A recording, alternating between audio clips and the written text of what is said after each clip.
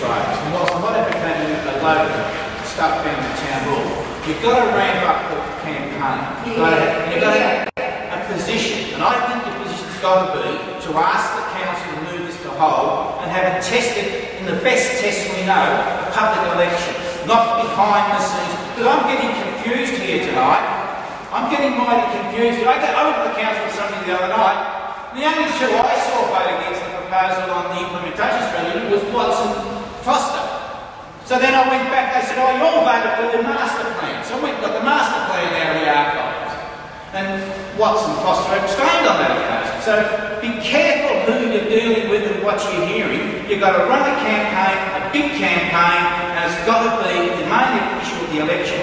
And you've got to say, leave it, hold it until we get some feedback from the public by the ballot box. And then you can proceed forward. Because the big danger you've got now is that these councils have only got about a couple of weeks to go before their ability to make big decisions ends.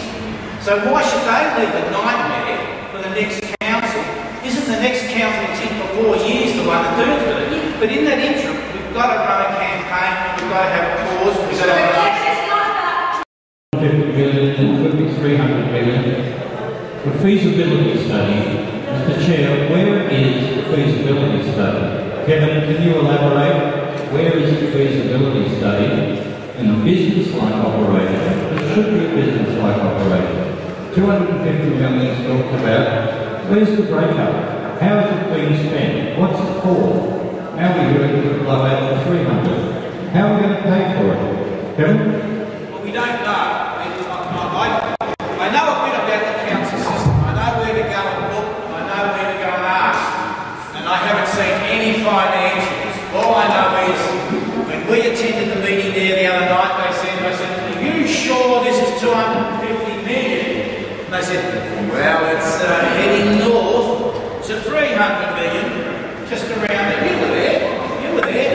But there's no feasibility study. I've seen very scant detail apart from a really well-massaged council report, and I've seen planning scheme amendment C245. I read that it relates to the Munro one. But there are serious implications in this because we've seen none of that really important information. Does this sort of wash this dirt? Why so much money? Why such big figures? The market's not in that sort of trouble. It can be fixed fairly easy. You can do it properly, I understand.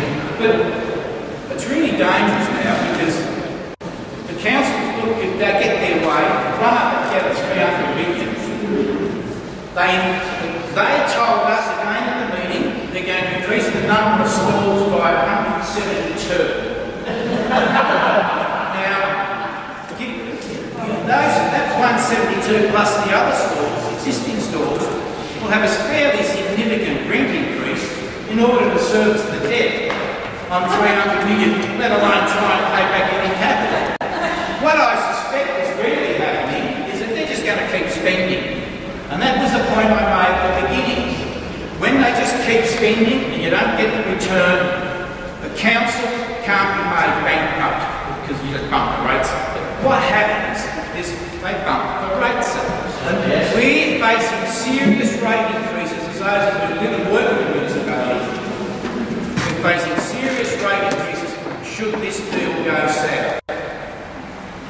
And I'm sorry, we haven't got the paperwork. Ironically, I looked up the council agenda and in my time, and I know it was a while ago, you would have confidential item Queen Victoria Market contractual matters. Now you go to the agenda and it says confidential item contractual matters. It could be about lost dollars.